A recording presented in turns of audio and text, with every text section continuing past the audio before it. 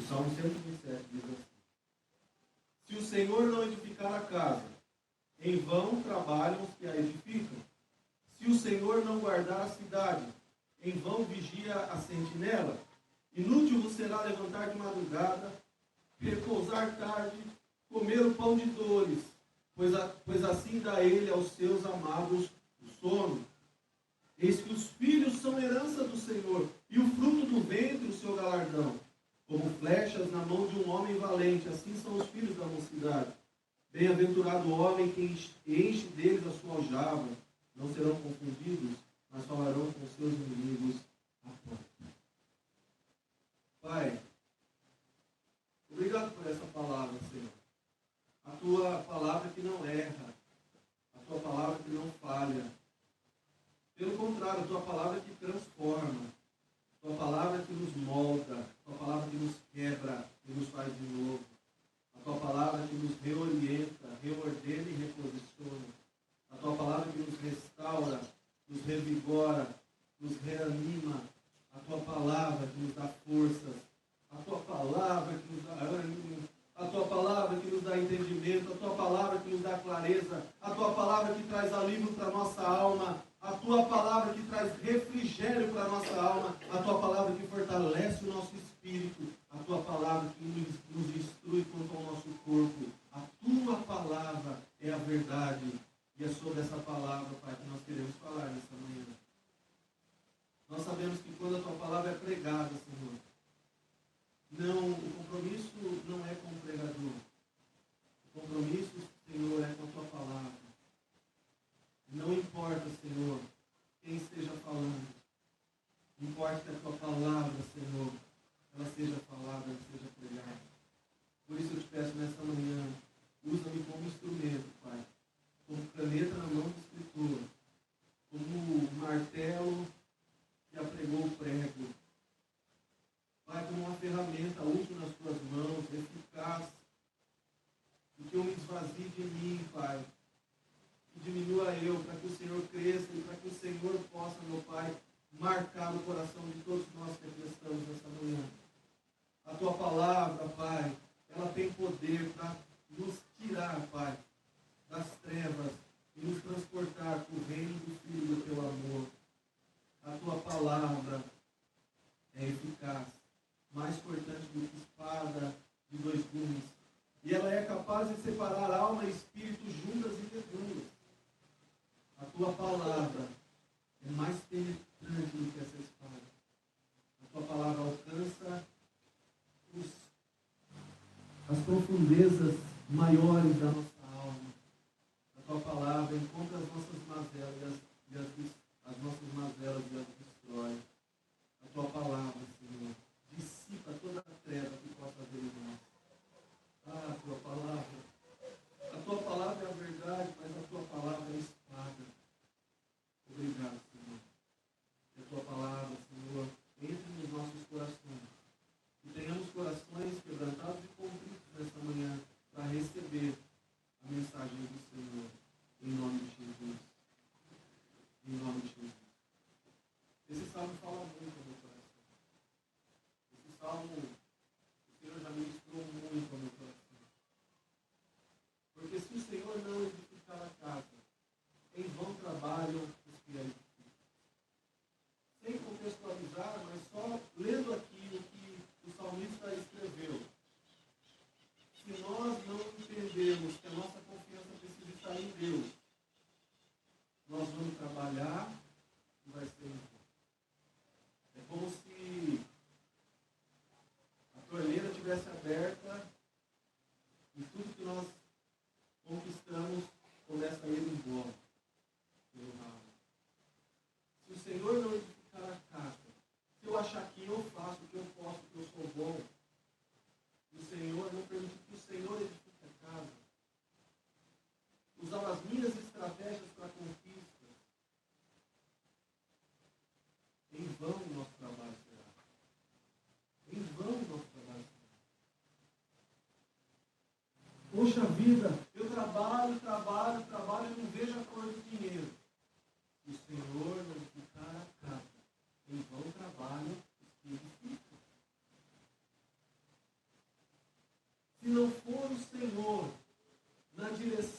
Senhor, em obediência à sua palavra, entendendo o que o Senhor quer, qual que é o próximo passo, o que eu preciso fazer, nós não vamos ver realmente os resultados do nosso trabalho. Eu atendi um casal, faz uns 2 anos, e não foi um atendimento pastoral, foi um atendimento de mentoria financeira. E quando eles chegaram, eu estava exausto, aquele dia eu estava muito cansado. A gente já tinha atendido muita gente, era final de tarde. Eu falei, Senhor, tem mais um casal para atender, me dá força. Me dá força, porque a gente usa muito a mente, tem que pensar, tem que estrategiar, tem que... Não sei se é estrategiar. Estrategiar já graças a Deus. Então, esse casal chegou e eu falei, Senhor, me ajuda. E quando esse casal entrou no escritório, eu falei, boa tarde. E eles falaram, e aí, o que você tem para nós hoje? Eu falei, o que vocês têm para mim hoje? E ali eu abri meu coração, falei, eu estou muito cansado, mas vamos lá. Não precisa falar nada. Meu marido, ele queria contar um sonho para você. Porque eu já devo ter falado aqui isso para algumas pessoas, eu me lembro. Eu não vou falar para quem não ouviu. E esse rapaz começou a contar o sonho dele. A mentoria financeira virou uma sala de oração. E quando ele começou a contar o sonho dele era o seguinte, ele passava em uma vinha carregada de uvas grandes. E ele ficava maravilhado com aquilo, ele corria para apanhar as uvas. Quando ele chegava para pegar as uvas, ele olhava lá no fundo, não tinha mais uvas, e lá no fundo, um monte de gente saindo com os cestos cheios. E ele ficou triste, mas ele olhou, tinha uma macieira, ele correu para aquela macieira, tinha uma maçã enorme. Ele falou, uau, uma maçã. Mas aí um parente chegou, eu acho que era um cunhado. Chegou e ele falou, rapaz, olha o tamanho dessa maçã, pega essa para você que eu vou pegar a outra. Quando ele foi pegar a outra, e aquilo começou a queimar no meu coração, eu comecei a ficar, não conseguia suportar a convicção que veio sobre mim, o Espírito Santo assim trabalhando para eu soltar. Eu falei, você está sendo roubado. É uma coisa aparentemente óbvia. Ele estava sendo roubado.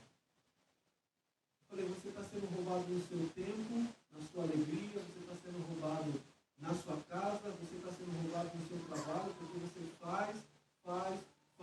E quando você vai colher os frutos do seu trabalho, você está sendo roubado. Porque você só trabalha. E você não tem fruto. Por quê? Porque a árvore dá o fruto para outro desfrutar. Os frutos que você dá não é para você.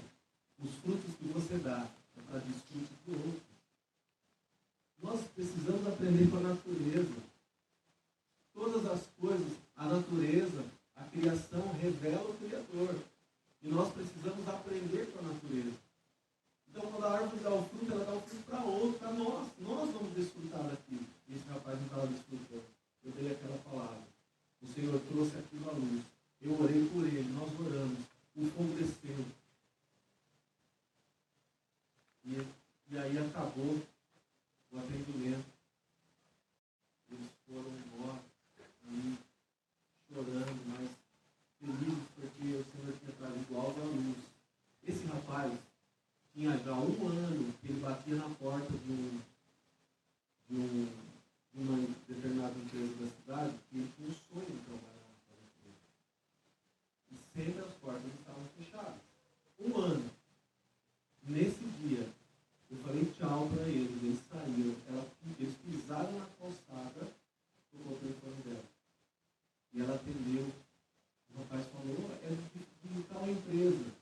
Você é a esposa de fulano? Falou, então, eu tenho uma vaga para ele, mas para ele já começar em janeiro. Mas quando é entrevista? Não tem entrevista, ele já está contratado. Ele começa em conhecem essa pessoa e sabem que ele está lá até hoje. Por quê? Porque o Senhor trouxe à luz aquilo que estava em oculto. E a partir desse momento ele começou a fazer certo. Porque antes ele trabalhava em um lugar que ele trabalhava de domingo a domingo. E não tinha pausa, não tinha folga, ele não tinha tempo para nada. Como que ele ia desfrutar de alguma coisa? O tempo que ele tinha, ou a folga que ele tinha que descansar. Ele tinha que dormir, ele tinha que repousar. Ele não conseguia dar conta do que é mais importante, que é a nossa família. Ele está lá até hoje. Inclusive, eu estava vindo para cá hoje e encontrei ele caminhando.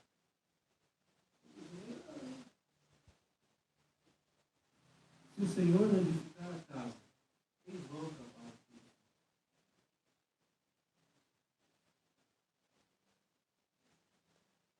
Inútil vos será levantar de madrugada e dormir tarde, comer o pão de Deus, pois assim dá ele aos amados do sono. Inútil será. Aí eu acordo muito cedo, eu chego muito tarde, eu trabalho muito. E aí? E a nossa casa? E a nossa família? Nós precisamos entender as prioridades do Senhor. A família vem antes.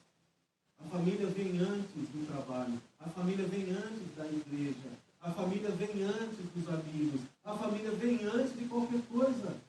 Deus em primeiro lugar, mas depois vem a família. E nós muitas vezes estamos trocando as prioridades e colocando a família no lugar errado. Nós estamos trabalhando muito achando que nós vamos ter que suprir a nossa família, sendo que a nossa família precisa apenas da nossa presença. Eu falei de um pastor que falou do carro e tal, vocês lembram aqui hoje. Esse mesmo pastor falou que um dia ele estava com a esposa dele, num quarto 5x5. Eles dormiam em cima num colchão em cima de várias caixas de fruta. Hoje é o pastor que dá carro, que abençoa. Mas naquela época, ele falou que ele chorou tanto na presença de Deus, e ele estava tão necessitado de algo, tão necessitado de realmente ter alguma coisa para suprir aquela necessidade que eles estavam passando, mas ele nunca deixou os valores serem invertidos. Ele nunca permitiu que a necessidade viesse antes do amor que ele tinha pela esposa e pelo filho recém-nascido. E o falar que eu amo é muito fácil, mas demonstrar o amor, ser presente. Os nossos filhos não querem ganhar presentes. Os nossos filhos querem que você sente no chão e brinque com ele. Os nossos filhos preferem a nossa presença aos presentes que nós damos. E nós, às vezes, estamos substituindo a nossa presença pelos presentes. É insubstituível, isso não existe. Nós precisamos nos posicionar nesse tempo e oferecer à nossa casa, à nossa família, o que já foi desenhado no céu. E o que o céu criou, como nós sempre falamos, só o céu pode dar resposta. O que o céu criou, só o céu pode explicar. A família foi criada no céu. Então, não tente resolver problemas familiares com respostas terrenas ou de achismos humanos, mas procure em Deus e na sua palavra qual é a melhor forma de resolver os problemas dentro da família. Se o Senhor não edificar a casa, em vão trabalha os teus filhos. Será inútil acordar de madrugada, repousar tarde. Sabe qual vai ser o resultado? Nós vamos comer pão de Deus. Pão de Deus. Pão de Deus. Nós não podemos inverter os valores e as prioridades estabelecidas por Deus. A igreja foi criada depois da família. A família, ela foi criada no céu. A igreja foi criada depois da família. E sabe por que a igreja foi criada? Para restaurar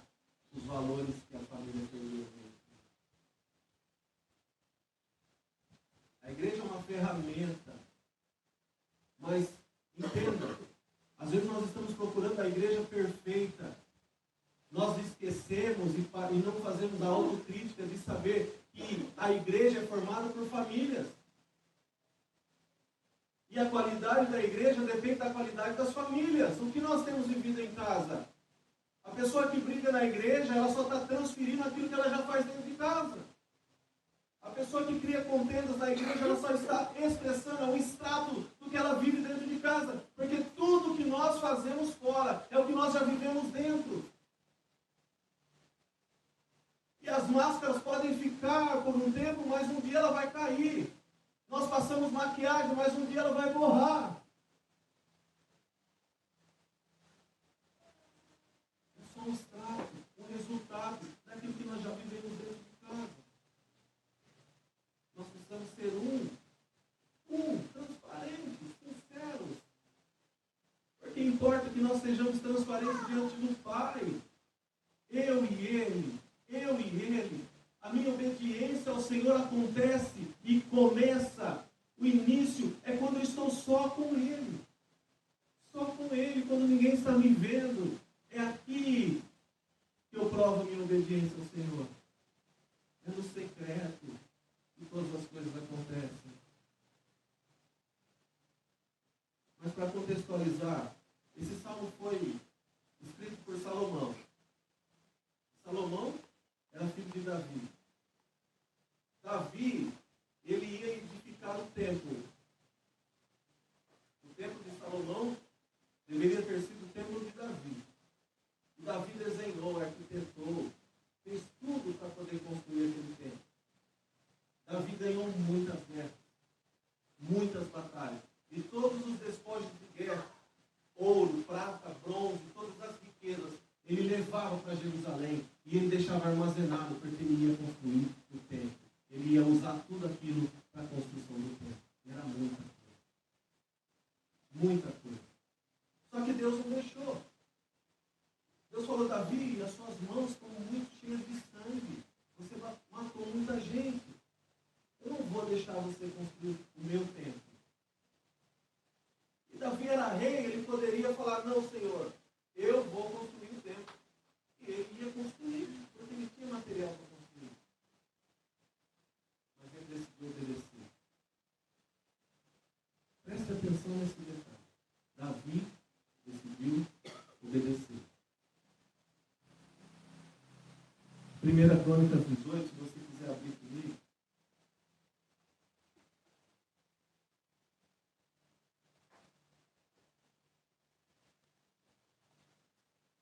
E depois disso aconteceu que Davi derrotou os filisteus e os sujeitou. Tomou a Gate e os lugares da sua jurisdição, da mão dos filisteus. Também feriu os moabitas, e os moabitas ficaram por servos de Davi, trazendo presentes. Também Davi feriu a Hadadezer, e rei de Zobá, junto a Amate, quando ele ia estabelecer o seu domínio sobre o rio Eufrates. E Davi lhe tomou 1000 cavalos de carro, 7.000 cavaleiros e 20.000 homens de pé. Davi aleijou todos os cavalos dos carros, porém reservou deles 100 cavalos.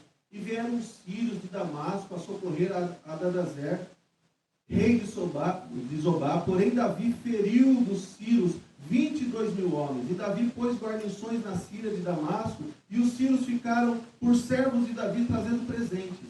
E o Senhor guardava Davi por onde quer que ia. E Davi tomou os escudos de ouro, que tinham os servos de Hadadezer, e os trouxe a Jerusalém. Também de Tibate e de Cum, cidades de Hadadezer, tomou Davi muitíssimo cobre, de que Salomão fez o mar de cobre, as colunas e os utensílios de cobre. E assim por diante. Era muita coisa. Davi tinha vencido muitas guerras. E ele conquistou muitas coisas para a construção desse templo. Mas Davi, antes de morrer, ele chamou Salomão, seu filho.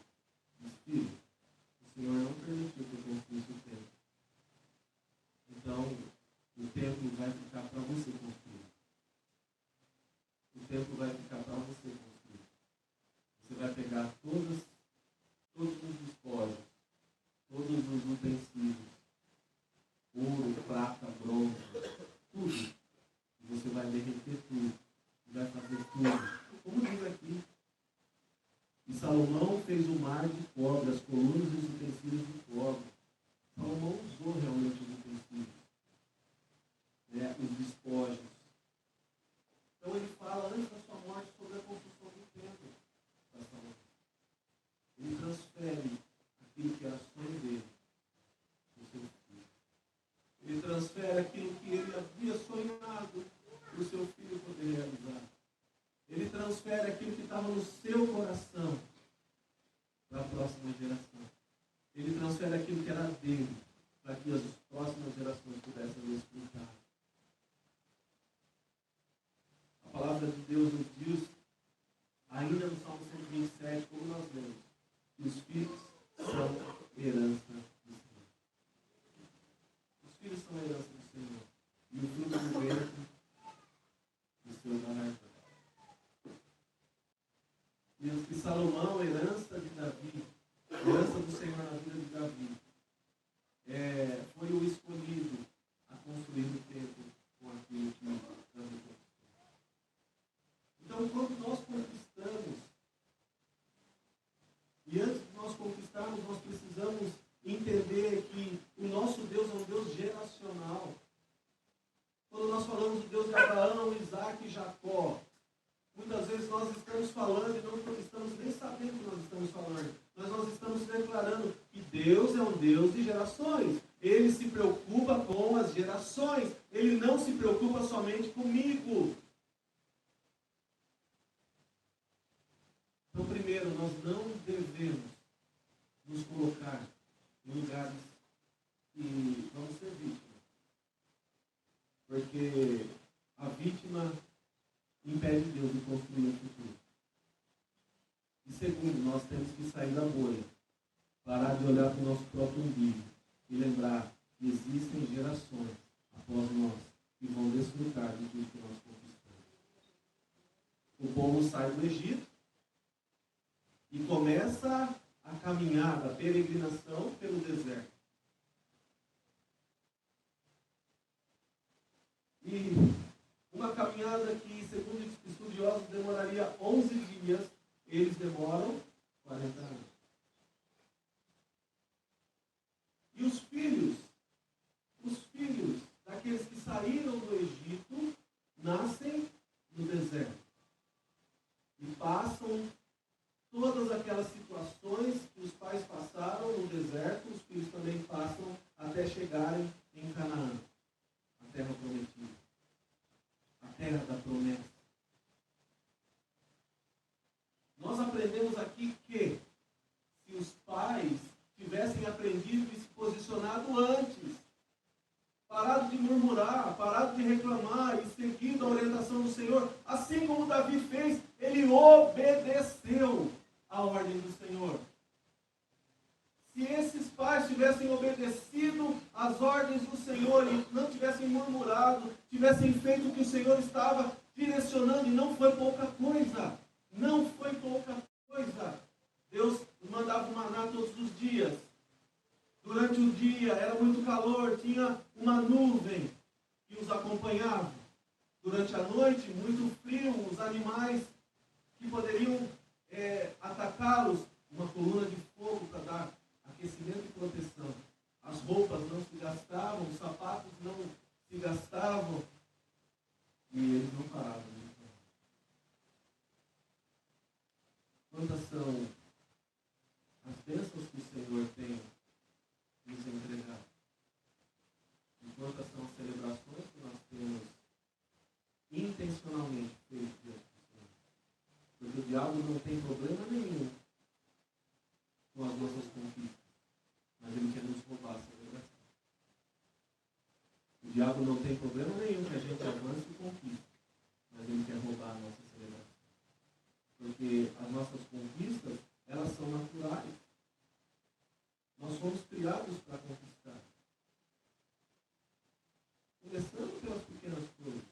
Mas o plano do inimigo é arrancar de nós aquilo que é o diferencial para alcançar o coração de Deus. Que é a celebração. Por que nós celebramos a ceia do Senhor? Por que nós celebramos casamento? Porque celebração alcança o coração do Pai. Por isso, celebre as pequenas coisas. Celebre as grandes coisas. E a nossa vida é tão corrida que nós nos esquecemos de celebrar. Salmo 124, 18 nos diz que nós devemos nos alegrar e nos regozijar no dia que o Senhor fez. Esse é o dia que o Senhor fez. Alegremos-nos e regozijemos-nos nele. Quando a gente conquista, a gente se alegra, mas a gente não celebra, não se regozija. Então tem que existir celebração. E o povo só murmurava. E os filhos nasceram no deserto.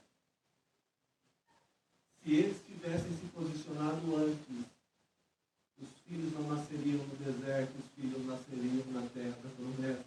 E eles não iriam passar pelo deserto que seus pais passaram, não iriam sofrer as dificuldades que seus pais sofreram, mas iriam desfrutar da promessa que o Senhor já havia feito. Então, você, nós precisamos aprender com o Senhor. A obediência ao Senhor vai nos levar a avançar no reino do Espírito. Enquanto nós não obedecemos, nós não entendemos a santidade de Deus, não cria-se o temor em nosso coração e não somos sábios através desse temor, que é o princípio da sabedoria, nós não avançamos. E por não avançar, quem vai sofrer são os nossos filhos. Nós precisamos ter a consciência de que o nosso Senhor se preocupa com gerações. E o que eu tenho feito para que as minhas filhas desfrutem das promessas que o Senhor fez? Talvez você vai conquistar muitas coisas no seu tempo. E quem vai desfrutar é seu filho. Talvez você vai viver uma vida de busca, uma vida de realmente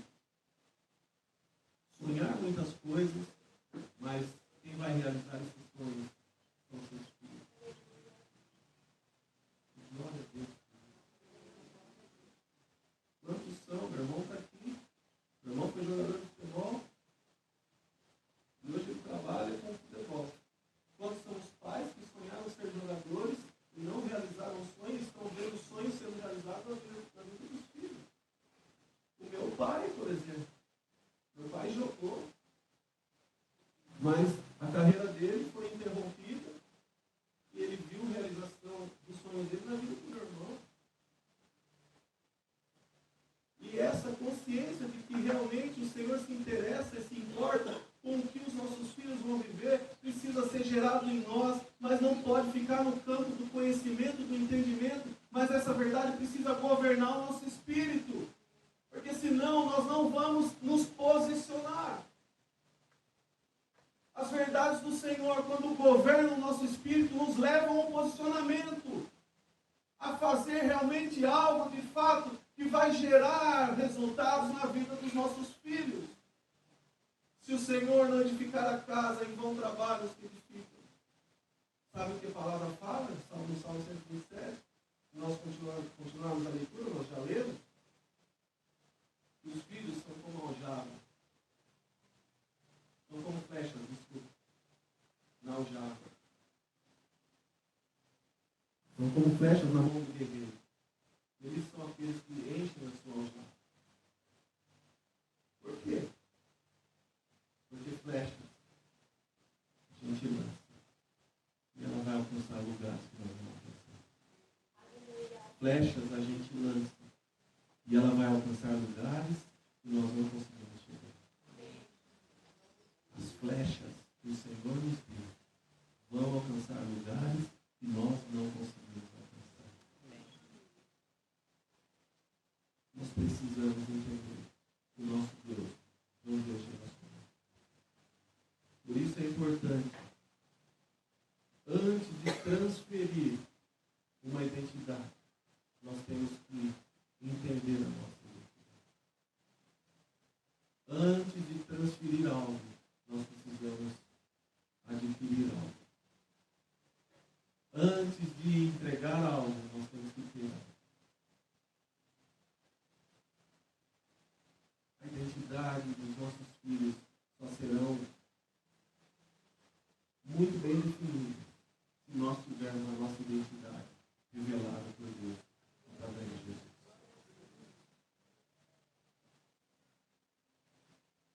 Quem é filho tem direito à herança. Quem é filho e tem direito à herança tem senso de posse. Quem é filho tem direito à herança, tem senso de posse, reivindica o que é seu. Nós somos filhos, amados e perdoados por Deus através de Deus. E por ser filhos, nós somos herdeiros de Deus e co-herdeiros com Cristo. Amém. Por isso nós temos herança. Agora, nós temos reivindicado as nossas heranças? Nós temos nos posicionado nesse tempo para que o Senhor nos entregue aquilo que é nosso por direito? Por que que eu vivo uma vida dentro da igreja e eu não vivo tudo que o Senhor prometeu? Por que que eu não vivo a vida abundante que Jesus me prometeu? Porque você não se posiciona. Porque você não faz o que tem que ser feito. Porque você não obedece. É fácil obedecer? Não é fácil, mas é simples.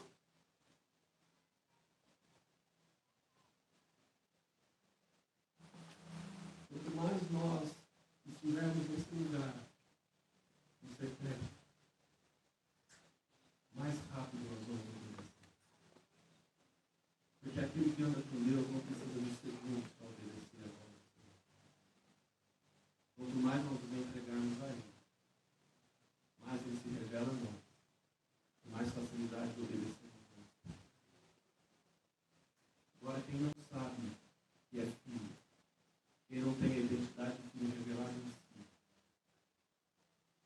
não sabe que é, não reivindica aquilo que é seu por direito, e não se posiciona para colocar aquilo. Que o Senhor nos revele a nossa identidade de filho, para que isso seja transferido para os nossos filhos, para as próximas gerações, e as próximas gerações cresçam sabendo: eu sou filho amado e perdoado por Deus através de Jesus. Amém. É isso que o Senhor nos chama a viver essa manhã. A identidade de filhos revelada em nós vai fazer com que nós venhamos a ter visão aberta do reino do Espírito. Coisas que antes não entendíamos, passamos a entender. Coisas que antes não vivíamos, passamos a viver.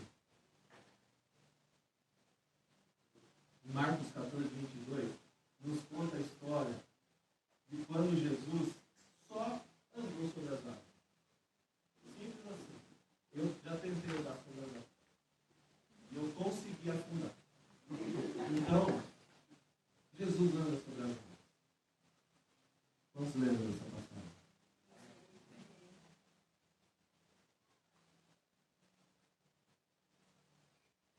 Os discípulos estão no barco. Jesus manda os discípulos subirem no barco e no meio do mar. E eles estão no barco e começam a vendaval, tempestade. Eles começam a primeiro. Como se não bastasse, eles olham e tem o quê? Um fantasma.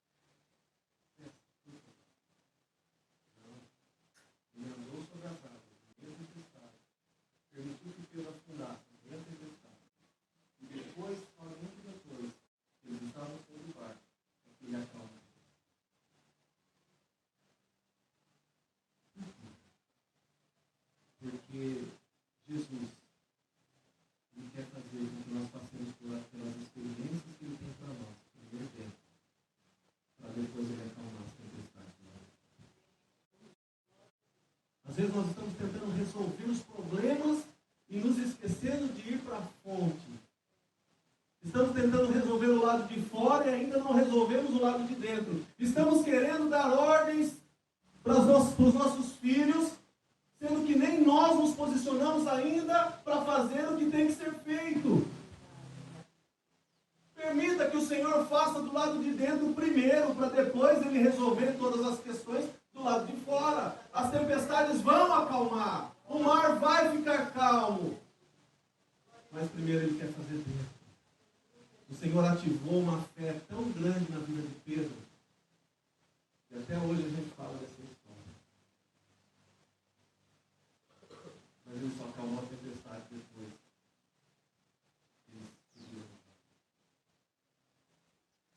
Só depois que Pedro passou pela experiência da ativação. É assim que nós vamos permitir que o Senhor faça em nós, para depois fazer através de nós.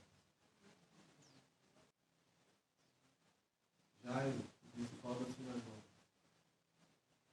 estava aflito. Ele que era contra o ministério de Jesus, mas ele era o principal da sinagoga.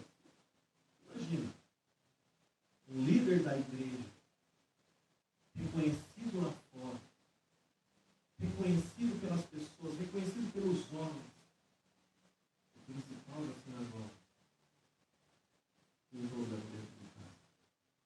O seu filho estava doente. Então ele chama quem? Chama Jesus. Graças a Deus por isso. E Jesus fala, vamos lá, Gerão. E eles estão no caminho, e a multidão apertava, e ele fala, opa, alguém me tocou. Mestre, como assim alguém te tocou? Tem uma multidão te espremendo, te apertando, te balançando, e você fala que alguém te tocou. Alguém te tocou de modo diferente, porque ninguém saiu por aqui. E aquela mulher fala, mestre, ele fala, filha, a tua fé te salvou. E aí ele continua e vai até lá, na casa de Jairo. E Talita cura. Ou seja, menina, levanta. E aquela menina levanta, ressuscita, volta à vida. Nós entendemos essa questão. E a menina tinha 12 anos. E a mulher fazia 12 anos que tinha o problema. Enquanto a nossa geração não for curada por Jesus, Ele não vai ressuscitar as próprias pessoas. Nós estamos reclamando dos nossos adolescentes, estamos falando que os nossos adolescentes são revoltados e que as nossas crianças estão sendo levadas para maus caminhos. Mas o que nós temos feito diante de Deus para sermos, primeiramente, tocados por Cristo, ou tocarmos em Cristo para que dele saia poder e nos cure a nossa geração, para que depois nós possamos ver as próximas gerações sendo ressuscitadas. Aquela mulher se esforçou, ela foi engatinhando por meio de todo mundo, ela não mediu esforço para tocar em Jesus. E às vezes uma dificuldade para nós nos para.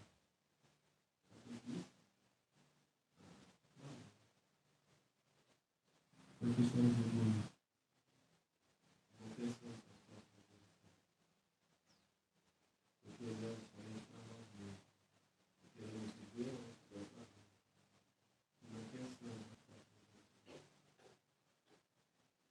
Nossas conquistas hoje vão reverberar e vão alcançar a próxima geração. Então a responsabilidade que nós temos hoje é de estarmos posicionados diante daquilo que a palavra nos ensina, daquilo que Deus nos orienta, daquilo que o Senhor nos mostra, para que as próximas gerações possam viver e desfrutar da terra promessa. Josué capítulo 5 fala que o Senhor falou para Josué, faz o seguinte, pega algumas pedras, faz facas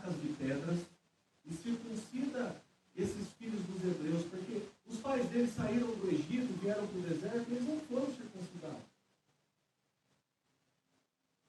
Josué vai, pega pedras, faz facas de pedras e circuncida aquele povo, que eram os filhos daqueles que saíram do Egito. A circuncisão é a marca da filiação. O Senhor está falando aqui que o maior inimigo do povo que não era circuncidado naquele deserto não eram os amorreus, os jebuseus, os heteus, os cananeus. O maior inimigo daquele povo no deserto era a falta da consciência de que eles eram filhos. E muitas vezes nós estamos brigando com o inimigo. Mas o inimigo é a falta de consciência de que nós fomos comprados com alto preço. Nós fomos comprados com sangue. Ele não precisava fazer isso, mas ele fez. Isaías 53, 12 fala que ele intercedeu pelos transgressores. Ele literalmente falou, vai matar esse povo, mata a mim primeiro. Deus vai. A ira de Deus, conforme Efésios fala, estava sobre a humanidade. Mas aí, quando Jesus se coloca à frente, a ira do Senhor vem sobre Jesus. E Jesus não enfrentou somente os açoites, os chicotes com pregos, a coroa de espinhos, a cruz que era pesada, a blasfêmia, a zombaria. Jesus não enfrentou só isso, mas principalmente Jesus carregou o meu, o seu e todos os pecados da humanidade. Jesus se fez maldito por mim e por você. Qual é o preço que nós temos que pagar para nos posicionarmos nesse tempo e vivermos uma vida de filiação em Cristo? Qual que é o esforço que nós temos feito para que, posicionados nesse tempo, as nossas próximas gerações tenham as heranças que o Senhor já deixou para elas? Depende de mim e de você. Depende de nós. Porque talvez nós estamos recebendo heranças dos nossos antepassados. E não estamos fazendo com que essas heranças sejam canceladas no reino dos filhos. E os nossos filhos vão sofrer. E eu não estou amaldiçoando ninguém. Só estou falando que a Bíblia é isso. Queridos, isso é tão real. É tão real. E quanto mais nós falamos e estudamos sobre isso, mais convicção da realidade espiritual nós temos. Quanto mais casos de família nós pegamos, e tratamos e cuidamos, mais convicção de que isso realmente é de verdade nós temos. Se posicione nesse tempo. Se posicione como pai, como mãe, se posicione como filho, se posicione como marido, se posicione como esposa, se posicione como servo, se posicione como filho, amado e perdoado por Deus. Amém. Eu não sei se você já ouviu essa frase, mas eu quero falar para você que Jesus te ama. Jesus te ama. Sinta-se amado. Ele não está olhando para as suas faltas. Ele não está olhando para os seus pecados. Ele não está olhando para as suas dificuldades. Ele está olhando para o teu coração. E se o teu coração estiver disposto, Ele vai te dar vitória. Primeiro dentro de nós. Primeiro dentro de casa. Depois fora de nós. E depois fora de Deus. Tudo começa no secreto. No nosso secreto com Deus. Tudo começa no nosso secreto com a nossa família.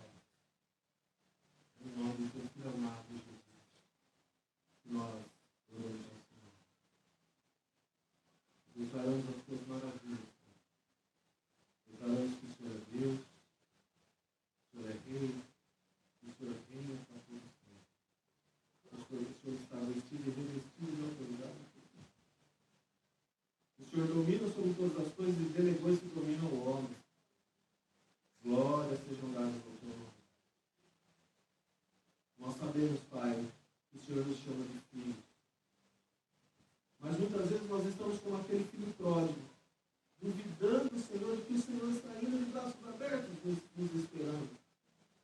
Muitas vezes nós estamos como aquele filho mais velho, que quando o irmão chega, ele quase que expulsa o irmão novamente. Ah, Pai, nos livre de sermos os irmãos mais velhos. E quando um filho amado pelo Senhor chegar, nós possamos acolher, abraçar, cuidar, beijar, amar. E que não sejamos como aquele irmão mais velho. Porque sabemos que o Pai vai continuar com os braços abertos. Obrigado, Senhor, porque quando Adão pecou, o Senhor não perguntou: Adão, o que você fez da vida?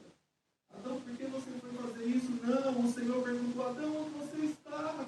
Eu quero ter um encontro novamente com você. E Adão disse: eu tive medo e me escondi. Senhor, arranca de nós o medo. E todas as vezes que nós cairmos com um acidente que acontece na nossa vida, nós possamos ter a consciência de que nós temos que correr para o Senhor e não correr do Senhor, Pai. Temos que ter, Pai, a convicção e a certeza de que somos filhos. E como filhos nós queremos assumir a Tua paternidade.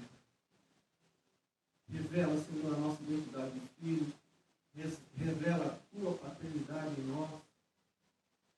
Há muitas pessoas que têm dificuldade de entender o Senhor como Pai, porque a referência de Pai que tiveram nessa terra foi uma referência muito, muito ruim. Mas por melhor que nossos pais tenham sido na terra, nada se compara ao Senhor. Por isso, Pai, se revela a nós como Pai. Se revela a nós como Pai, Pai. E essa dificuldade que temos de te reconhecer como nosso Pai possa cair por terra. E que nós possamos entender a Tua paternidade. A paternidade que nos influencia na direção, no caminho que devemos seguir. A Tua paternidade que nos influencia nos limites que devemos respeitar. Como foi pregado na semana passada, as jurisdições em que estamos inseridos. A Tua paternidade que nos mostra que o Senhor nos protege. Mas se revela a nós. E que nós possamos tomar posse ou acessar todas as bênçãos espirituais nas regiões celestiais em Cristo. E acessando essas bênçãos, nós possamos desfrutar de tudo que o Senhor já conquistou na cruz por nós através de Jesus, e assim possamos transferir tudo isso para as próximas gerações. Amém. Nos transforma, Pai, para podermos transformar. Nos restaura para podermos restaurar. Nos cura para podermos curar. Nos liberta para podermos libertar. Porque sabemos que antes de fazer, nós temos que ser. A Tua linguagem de amor não é um serviço. E muitas vezes nós estamos fazendo, e nos esquecemos que a linguagem do amor do Senhor é o relacionamento. Nós queremos nos relacionar primeiro com o Senhor. Se tiver serviço, nós vamos fazer, mas como consequência do relacionamento que nós mantemos com o Senhor. Quantas são as pessoas que fazem, querem mostrar que fazem, falam que fazem, mas não tem relacionamento com o Senhor, não tem relacionamento com as pessoas que estão à sua volta, à sua família. Nós não queremos fazer antes de ser. Nós não queremos servir antes de nos relacionar contigo. Nos ajuda, Senhor. Nós queremos, Pai, colocar as prioridades no seu devido lugar. Porque se o Senhor nos ficar a casa, nós vamos trabalhar em pão. Nós vamos comer pão de Deus. Nos ajuda, Senhor. Nós oramos e te agradecemos em nome de Jesus. Amém.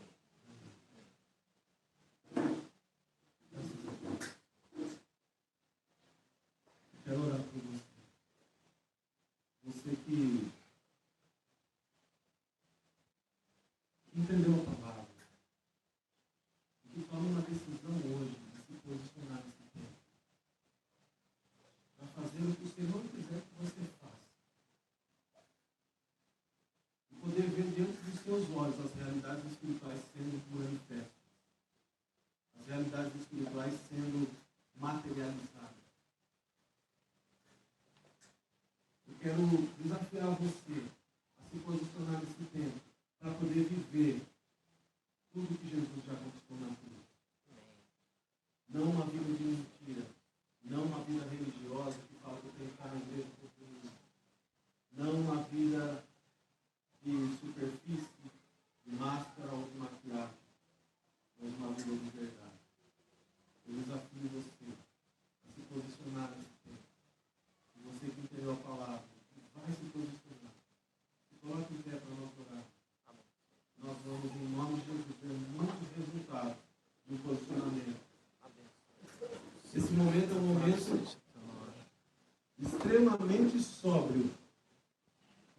seja movido por emoções. Nós temos que nos lembrar que somos corpo, alma e espírito. Sim, e as Deus. emoções fazem parte de um todo. Mas que não seja a emoção que vai te levar a tomar essa decisão. Seja, sim, a consciência de que você precisa se posicionar. Porque se a emoção tomou conta de você hoje, amanhã você já está desposicionado de novo. Mas se foi a consciência e o espírito que te despertou nessa manhã, você vai continuar essa caminhada. E nessa caminhada existem duas palavras indispensáveis para você não parar. Permanência e disposição. Permanência e disposição. Pai, em nome de Jesus, aqui estão seus filhos, amados e perdoados pelo Senhor através de Jesus. Eu me incluo, Senhor, e me coloco juntamente com eles, Pai. E nessa oração eu peço ao Senhor que faça em nós aquilo que jamais vivemos ou existimos, Pai. Porque do Senhor é o querer e o realizar. Faça em nós, Pai, acontecer o que nunca aconteceu. Somos, Senhor, filhos amados e perdoados pelo Senhor, mas nós queremos, Senhor, ser de fato, de verdade. Nós queremos ver, queremos apalpar, nós queremos, Senhor, pegar, nós queremos tocar essa filiação que tanto está sendo falada, mas muitas vezes nós não estamos vivendo. A vida abundante que Jesus conquistou na cruz está disponível e nós queremos entrar nela. Amém. A partir de hoje, em nome de Jesus, Amém. homens e mulheres posicionados nesse tempo para viver e desfrutar do que o Senhor Jesus conquistou na cruz. E nós vamos fazer tudo que o Senhor nos pede para vivermos essa vida abundante. Amém. Louvado Em seja. nome de Jesus, Oh, Pai, Espírito nós liberamos Santo essa de Deus. bênção no reino do Espírito Visita. e nós tomamos posse. Visita Ligamos na terra nossos o que já foi ligado no corações, céu. nossos E tudo que é ligado na terra é ligado no Toma, céu. Pai. E nós pedimos ao Senhor que faça um download daquilo que o Senhor já desenhou nos céus, para nós vivermos nessa terra como filhos amados e perdoados por Deus. Amém. Através de Jesus. Amém. Louvado Tomamos seja. posse. E nós vamos viver para a glória do Teu nome. É assim que nós oramos e recebemos, Pai. Em nome de Jesus. Amém. Em nome de Jesus. Louvado seja. Amém. Amém. Amém. Você Amém. pode aplaudir o Senhor? Amém, Jesus. Glória a Deus. Glória a Deus. Glória a Jesus. Glória a Jesus. Pode se sentar.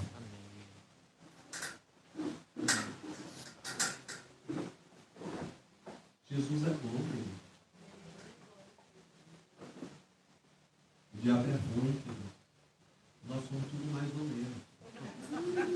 Nós precisamos assumir isso. Se a gente entender que a gente não é nada sem Cristo, né, dona Val? Nós não vamos desfrutar.